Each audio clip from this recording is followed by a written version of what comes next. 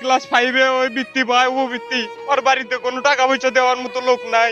আমরা আর্থিক অবস্থার কারণে লেখাপড়া ছাড়ি দিছি, অন্য কর্ম করি। কিন্তু ওই এত কষ্ট করে লেখাপড়া করছে, ওই 2-4 জনের ছেলে মেয়ে লেখাপড়া টিউশনি করাছে, প্রাইভেট পড়াছে, ওই লেখাপড়ার পাশাপাশি।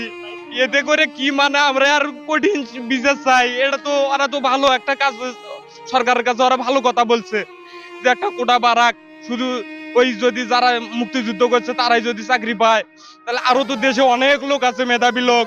এরা তাহলে ছোট থাকি এই বৃত্তি পায়, সরকার কৃষক বৃত্তি দিল, তাহলে এই গরিব লোকটা এরা যুদ্ধ করে না, এদের মামা নানা কেউই ছিল না। আবু সাইদের বাবা মকবুল হোসেন পেশা একজন দিনমজুর। ছেলের কথা বলতেই তিনি হাউমা করে কেঁদে উঠছেন।